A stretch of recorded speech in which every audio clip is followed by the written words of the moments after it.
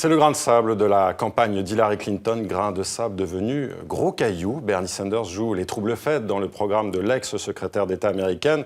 Le candidat à l'investiture démocrate la pousse même dans ses retranchements. Un engouement autour de Bernie Sanders qui dit sans doute beaucoup de choses sur l'Amérique d'aujourd'hui.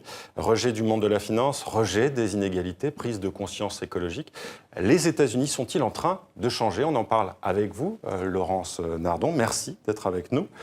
Vous êtes chercheuse, responsable des programmes États-Unis et Canada à l'IFRI, l'Institut français des relations internationales. Cette montée en puissance de Bernie Sanders, comment l'interprétez-vous? Est-ce que vous vous y attendiez?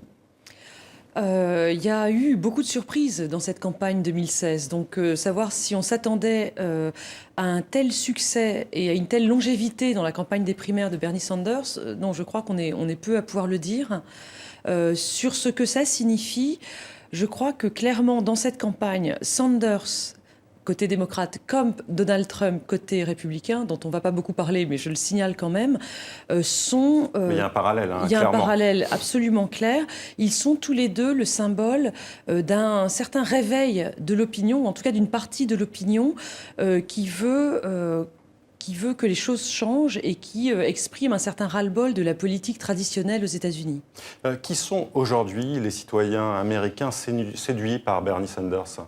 Alors Bernie Sanders, il a un électorat, enfin ou en tout cas un fan club assez particulier qui est constitué principalement de la population blanche, jeune et éduquée. Donc ce sont typiquement les jeunes diplômés des universités qui le suivent. C'est étonnant pour un homme de 74 ans en fait, malgré tout. Oui, on avait déjà vu un engouement de jeunes pour un personnage politique âgé dans la dernière campagne, c'était Rand Paul. Rappelez-vous, le libertarien, qui lui aussi avait plus de 70 ans et était suivi par de nombreux jeunes aussi à l'époque. Peut-être la figure du vieux sage. Alors pour comprendre cet enthousiasme justement pour la candidature de Bernie Sanders, on va regarder ce reportage de Christian Latreille. Regardez. 25 000 personnes attendent Bernie Sanders au cœur de Manhattan. Son message redonne espoir à des millions d'Américains. You know, until this election, you know, we weren't really giving a choice, you know, between Republican or Democrat. À 74 ans, le sénateur du Vermont a l'effet d'une vedette rock sur ses jeunes. Inégalité économique, libre-échange, délinquance de Wall Street, droit des gays, université gratuite, tout y passe. When we stand together, black and white and Latino. Sa révolution politique, comme il l'appelle, veut redonner le pouvoir à la classe moyenne. La crise économique de 2008 fait encore mal aux Américains. Secretary Clinton. Hillary Clinton reproche à Sanders de manquer de réalisme. Le pragmatisme de Clinton et l'idéalisme de Sanders provoquent des collisions frontales. Le dernier débat à New York a montré deux candidats à bout de nerfs. Secretary, Senator, please. Mais les démocrates trouvent ce choc des idées sain pour le parti. To have someone like Bernie Sanders to articulate some of the critical issues that the country is facing at this time. And it also brings out the competitive instincts in Mrs. Clinton.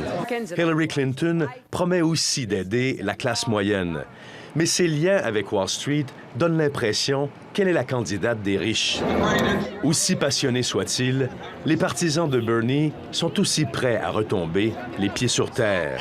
And we are smart enough, the Democrats, to know that if Bernie doesn't make it, sure, we'll hold our nose and vote for Hillary. So. Peu importe le gagnant, le sénateur du Vermont aura poussé Hillary Clinton vers sa gauche, imposant des thèmes qui autrement n'auraient jamais été abordés. Vous y croyez, ça, justement, Hillary Clinton? Est-ce qu'elle va pousser le curseur à gauche? Ah ouais, elle l'a déjà fait sur beaucoup de sujets depuis le début de la campagne pour justement essayer de coller aux propositions de Bernie Sanders. On peut prendre un exemple, c'est celui des traités de libre-échange qui sont négociés par les États-Unis. Lorsqu'elle était secrétaire d'État, elle a lancé les négociations sur le Trans-Pacific Partnership, c'est-à-dire l'accord de libre-échange que les États-Unis ont signé, pas encore ratifié, mais signé avec les États de l'Asie-Pacifique et de l'Amérique du Sud. Et maintenant, elle se déclare contre, parce que Bernie Sanders est contre pour des raisons de protection de la classe moyenne américaine. On y revient encore. Est-ce que justement la faire passer pour la candidate des riches, de l'establishment, est-ce que cela peut avoir un impact sur sa campagne et sur les primaires actuellement, selon vous? Oui, effectivement, Hillary Clinton passe pour la candidate des riches. Elle a des liens avec non seulement Wall Street, comme le monsieur le disait dans le reportage, mais aussi ce qu'on appelle le big business aux États-Unis, pour lever des fonds de campagne. C'est ce qu'on reproche, c'est ce que reproche à la fois l'électorat de Sanders et l'électorat de Trump à la classe politique traditionnelle, entre guillemets, c'est-à-dire qu'il est tellement important aux États-Unis de lever de l'argent pour financer les campagnes. Comme vous le savez peut-être, la Cour suprême a aboli en 2010 certains plafonds de campagne. Donc maintenant, il n'y a plus de limite à l'argent qu'il faut lever pour financer ces campagnes. Donc il est très important de se faire bien voir des grands donateurs. Et donc quand on se fait bien voir des grands donateurs, il faut donner en échange quelques engagements. Et ce que dénoncent ces deux candidats hors système ou anti-système, c'est la collusion entre la classe politique et Wall Street, pour ne parler que d'eux, et le fait que le pouvoir politique, depuis des années, fait des cadeaux fiscaux à ces grands donateurs. Et justement, est-ce qu'on peut voir aujourd'hui le candidat Bernie Sanders comme le candidat naturel de la post-crise 2008, en fait, celui qui aurait dû arriver après la crise financière de 2008, justement? Alors, ce qui est très étrange, effectivement, avec la crise de 2008, c'est que on aurait pu croire que l'opinion américaine allait se dresser contre Wall Street et contre ses grands intérêts. Elle l'a fait partiellement avec le mouvement Occupy. Vous vous souvenez, Occupy Wall Street, qui n'a duré que quelques mois en 2013 et qui n'a pas eu vraiment de traduction politique. C'était une Amérique sous le choc en même temps. Oui, mais enfin, en même temps, elle s'est soulevée à l'époque avec ce mouvement des Tea Parties, qui était un mouvement radical très à droite, très conservateur, et qui s'attaquait au gouvernement parce qu'il avait aidé les banques qui avaient fait faillite, enfin failli faire faillite après 2008, mais ce mouvement Tea Parties ne s'attaquait pas réellement à la finance elle-même, ce qui était un peu contre-intuitif à l'époque. Donc ce qu'on voit avec Sanders, c'est la traduction du mouvement Occupy Wall Street, donc le premier dont je parlais, en un véritable élan politique. Est-ce qu'il y a une espèce d'éveil citoyen, écologique? Est-ce que les Américains, en tout cas une partie des Américains, veulent plus de solidarité? Plus d'État peut-être aussi? Plus d'État, oui. C'est tout à fait la ligne de Sanders. En fait, ce type de proposition existe dans l'opinion américaine de manière très minoritaire. Il s'est exprimé un petit peu avec ce mouvement Occupy Wall Street. Et là, Sanders lui donne un écho vraiment inédit, en tout cas au moins depuis les années 60. Donc de ce point de vue-là, c'est vraiment un phénomène extrêmement passionnant qui se passe en ce moment. Est-ce qu'on est dans une campagne entre pragmatisme et idéalisme, comme c'était dit dans le reportage entre Hillary Clinton et Bernie Sanders, justement? Est-ce que les Américains ont envie de cet idéal? Alors, Bernie Sanders vous dirait que l'idéal qu'il représente est au contraire extrêmement pragmatique, puisque ça naît à ses yeux qu'en accomplissant les réformes idéalistes qu'il prône, que l'Amérique va vraiment redémarrer, que les classes moyennes vont recommencer à croire à l'ascenseur social, par exemple. Donc pour lui, son idéalisme est très pragmatique. Au-delà de cette opposition, je pense qu'il y a plutôt une opposition entre une philosophie politique très libérale au sens français du terme, c'est-à-dire anti-État, qui règne aux États-Unis depuis les années 80 avec Reagan, qui avait vraiment délégitimé le rôle de l'État, l'utilité des impôts, par exemple, toutes ces choses-là. La dérégulation également. La dérégulation de Wall Street, par exemple. Et une autre philosophie politique donc, que défend Sanders et qui revient à un rôle de l'État plus important, de l'État fédéral, bien sûr, dans le cadre américain. Alors aujourd'hui, ce sont les primaires démocrates à New York. Est-ce que vous croyez que Bernie Sanders a une chance de l'emporter contre Hillary Clinton? Elle est favorite, hein. C'est l'ex-sénatrice de la ville. Hein. Oui. Alors c'est très compliqué de donner des prédictions sur New York parce qu'en fait, c'est un scrutin proportionnel par circonscription à l'intérieur de l'État de New York. Donc c'est compliqué de prédire quoi que ce soit. Ce qu'on sait en revanche d'à peu près solide, c'est que cet électorat de Sanders dont je vous parlais tout à l'heure, les jeunes blancs diplômés, sont assez peu nombreux dans l'État de New York. Les démocrates de l'État de New York sont plutôt des blancs un peu mainstream qui vont voter Hillary Clinton et des minorités, notamment africaines-américaines, qui votent en majorité pour Hillary Clinton eux aussi.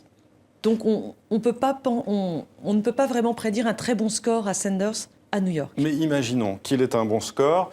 Imaginons que Bernie Sanders soit le candidat démocrate à la présidentielle américaine et qu'il soit opposé à Donald Trump, par exemple. Qu'est-ce que ça donnerait justement ça comme campagne selon vous? Alors, jusqu'à présent, on ne s'est pas tellement posé la question puisqu'on a toujours pensé que Sanders ne gagnerait pas et ça semble encore... une victoire de Sanders à l'investiture du Parti démocrate semble encore assez peu probable aujourd'hui. Mais enfin bon, prenons votre hypothèse. Entre Trump et Sanders... alors, ce qu'il faut savoir, c'est que Trump, un tout petit peu comme Marine Le Pen chez nous, a une opposition de principe de 60% des Américains, population totale. Et Sanders, pour sa part, ne suscite pas une telle opposition épidermique, en tout cas pas aussi forte de l'ensemble de la population américaine. Est-ce que j'ai répondu? Oui, d'une certaine manière. Si tout se passe comme prévu selon les sondages d'opinion, si Hillary Clinton gagne les primaires de New York, elle deviendra normalement la future candidate démocrate pour la présidentielle.